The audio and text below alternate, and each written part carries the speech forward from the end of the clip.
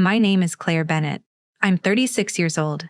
I teach third grade at Marigold Elementary, and I'm raising the most extraordinary 8-year-old boy on my own. At my sister's engagement party, in front of nearly 50 guests, she grabbed the microphone and pointed it straight at my autistic son.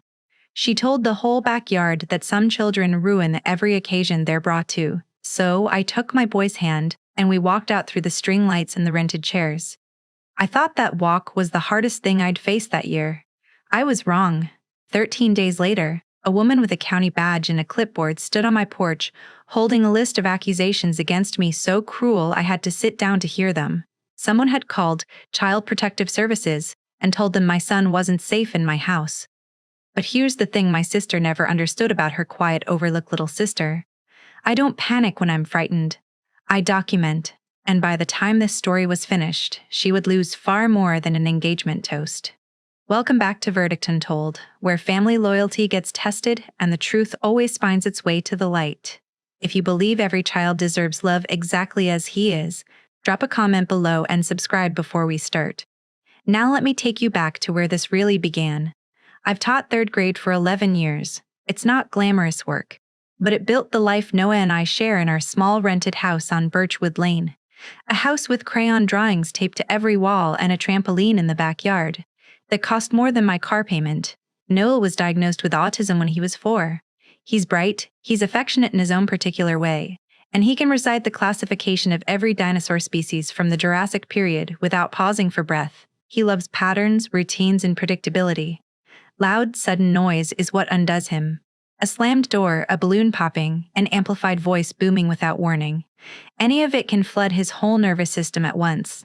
When that happens, he presses his palms over his ears, drops to a crouch, and needs quiet, dim light, and my voice close to his ear counting slowly until his body remembers how to breathe. His father left before Noah turned 2, right as the first evaluation started. He told me he wasn't built for what was coming. He was right about that much. I got sole custody and a truth I've never forgotten since. Some people leave when it gets difficult, and some people stay. I stayed. My family has always run on a particular hierarchy, and I have never sat anywhere near the top of it. My mother, Diane, is 61, widowed 6 years, and treats her dining room like a stage where she directs everyone's behavior. My older sister, Renee, 34, is an interior designer with a business page full of staged living rooms and a life that photographs beautifully. At every family gathering, my mother would praise Renee's newest client, her newest kitchen renovation, her newest anything, and then turn to me with a pitying little smile and ask how I was managing, not how I was doing. Managing like my life was a leak she expected to find under the sink eventually. And Noah. My mother never once said the word autism in front of him. She called it his condition, always in a hushed voice, as though it were contagious. She'd tell me he simply needed more discipline, a firmer hand, less coddling. While my son sat a few feet away lining up his dinosaur figures by era, hurting absolutely no one.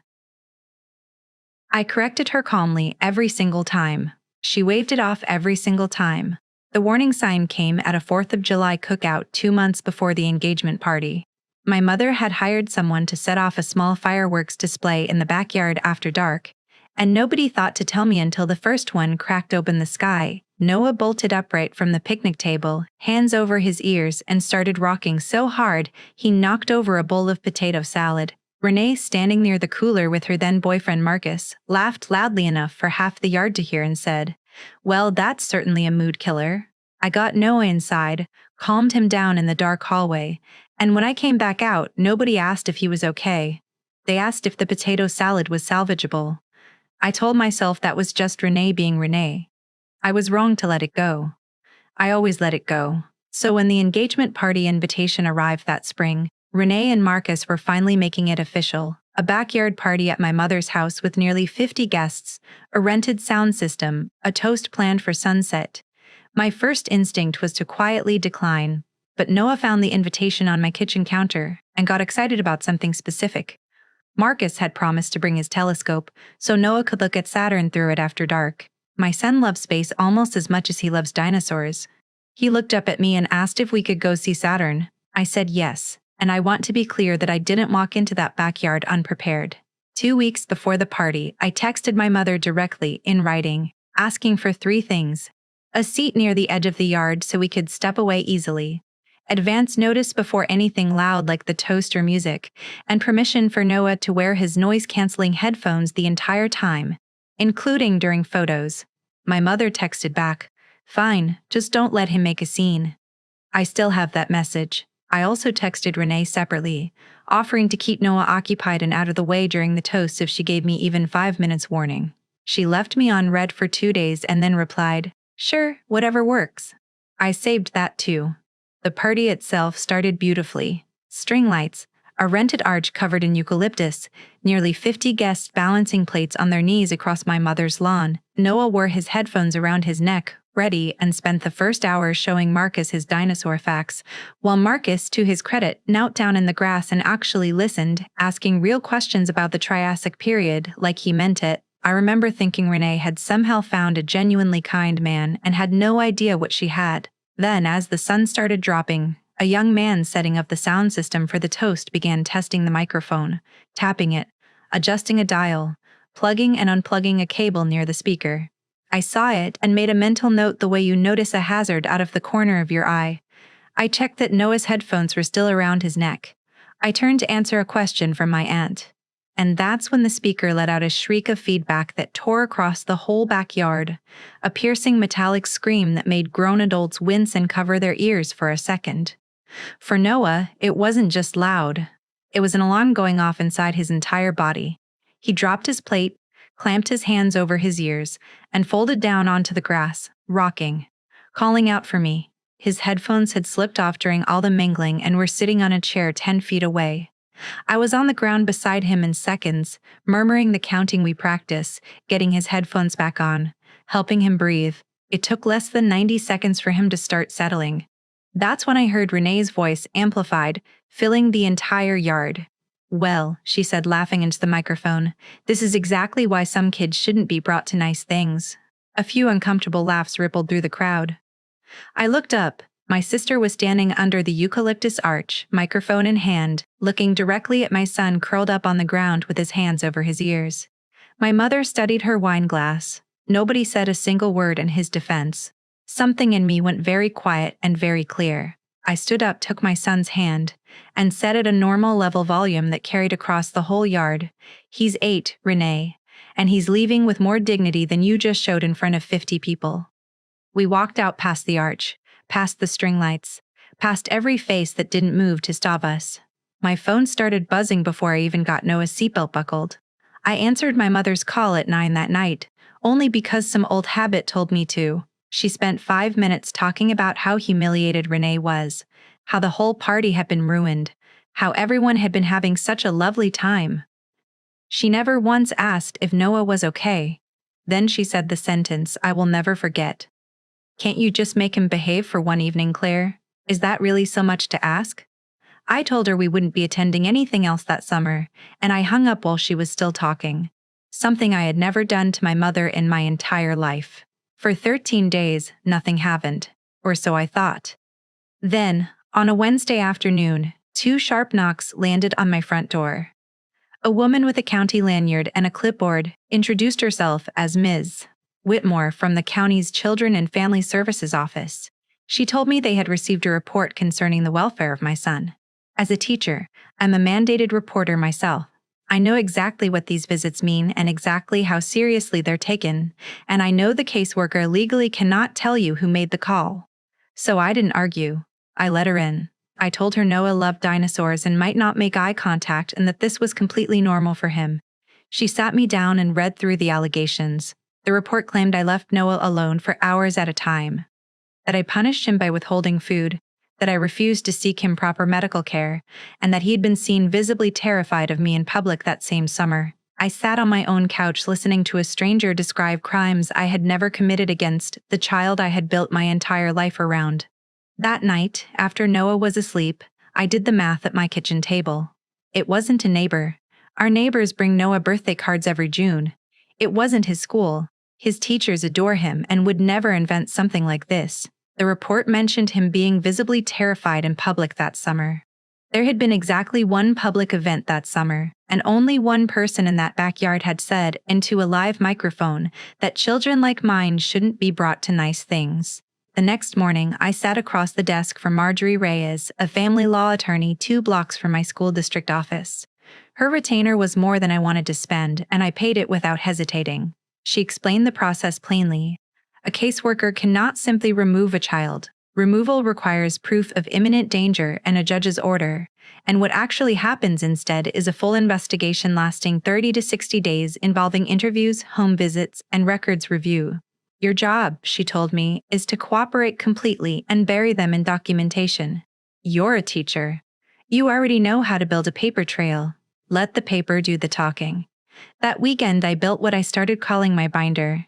4 years of developmental evaluations, every occupational therapy note, every well child visit, Noah's individualized education plan with his teacher's handwritten comment, calling him a joy to have in class, his nearly perfect attendance record, growth charts, everything. 3 hole punched and organized by tab. When I handed it to Ms. Whitmore the following Monday, she looked up at me over her glasses and said, "In 15 years doing this job, I have never once had a parent hand me something this thorough." A week later, Marcus called me. I almost didn't answer, assuming Renee was standing beside him listening. He said he was alone and needed to talk somewhere public. We met at a diner near the school. He set his engagement ring down on the table between us before he even ordered coffee. "I should have said something the night of the party," he told me. "I've regretted staying quiet every day since." Then he told me the rest. 2 nights after the party, he'd overheard Renee on the phone with her college roommate, laughing about finally getting that kid out of the family pictures for good, and saying she'd made a call that would take care of it. When he confronted her the next morning, she brushed it off as a joke. A week after that, he walked into the garage while she was on another call and heard her say she wanted to add a few more details because nothing seemed to be happening yet. When he asked her directly if she had called CPS on her own sister, she looked at him and said, "You're going to be my husband. Act like it." He agreed without hesitation to give Ms. Whitmore a full statement. 6 weeks after the party, an envelope arrived from the county.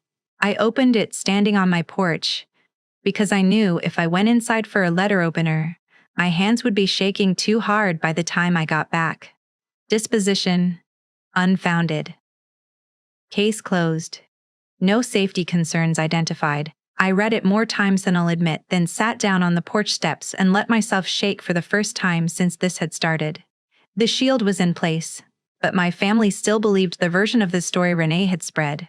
So at the end of August, my mother called and invited me to a Labor Day dinner, framing it as time to heal. I said yes, because I had my own reasons for going. I called Marjorie first. She helped me put together a folder, the county's unfounded letter on top, a drafted civil complaint for defamation underneath it, and a motion ready to ask a judge to unseal the identity of a malicious reporter, backed by Marcus's sworn statement. Every page in that folder was real and ready to file. Then I called Marcus and asked him to come and simply tell the truth out loud if the moment called for it. He said he'd been waiting for someone to ask him to do exactly that. Labor Day arrived warm and golden. I brought a pale folder tucked under my arm and set it beside my plate at my mother's long backyard table, quiet as a napkin, while nearly a dozen relatives passed around sweet tea. My mother stood and announced that healing starts when the person who caused the hurt owns it.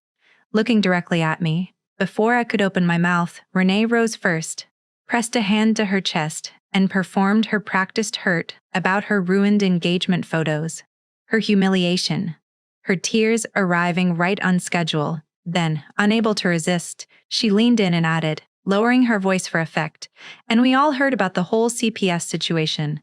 I'm not saying anything, but the county doesn't just show up for no reason." She had brought it to the table herself. I opened the folder. I held up the county's letter so the whole table could see the seal and read the line that mattered. Slowly, unfounded, case closed. No safety concerns identified. I told them what the anonymous report had actually alleged, watched the color drain from several faces, and explained that the caller had described details only someone present at that party could have known. Then I named what was underneath the letter: a drafted lawsuit, a motion to unseal a malicious reporter's identity, a witness statement already on file. Renee laughed and said I couldn't prove anything. That's when Marcus stood, set down his napkin, and said quietly, "She doesn't have to. I heard you make the call." The table went silent in a way I will remember for the rest of my life. Renee turned on him, then on me, then on the whole table, screaming that I had turned her own family against her, that I made everything about that kid, while Marcus stood perfectly still and simply repeated what he'd heard on the phone, twice, with dates. She grabbed her purse and left through the side gate without finishing her dinner, and that was the closest thing to an apology she was ever capable of giving. In the wreckage of that dinner, my mother finally told a story I'd never heard. She had a brother, she said, my great-uncle, who was different too, and in 1962 her parents were told to send him away and never speak of him again. "I was taught that you hide what's different," she said, voice cracking. "Or someone comes and takes it away. I thought I was protecting this family." I told her gently that nobody takes children for being different anymore, but that she had almost helped someone try. She cried harder than I had ever seen her cry. Renee signed a formal retraction in Marjorie's office within the month, sent to every relative and family friend who had heard her original version. Marcus called off the engagement that same week. My case files stayed closed, unfounded, permanently. My mother now visits on my schedule, at my house by my rules, and last month she brought Noah a hardcover book on dwarf planets without being asked, sat on my living room floor, and let him explain the difference between Pluto and Ceres for 20 straight minutes without once telling him to lower his voice. We are not fully healed, but we are honest, and honest is something you can actually build on. That night, tucking Noah in under his glow-in-the-dark solar system ceiling stickers, he asked me if he had ruined Aunt Renee's party. I told him he never ruined anything in his entire life, and I meant every word of it. Protecting your child doesn't always look like raising your voice. Sometimes it looks like staying calm, opening a folder, and letting years of quiet documentation speak louder than anyone screaming into a microphone ever could. That's the story. One faulty speaker, one anonymous phone call, and a binder that outlasted every lie built on top of it. If this reminded you that different never means less, share it with someone who needs to hear it. Tell me in the comments what you would have done at that Labor Day table, and subscribe for the next one.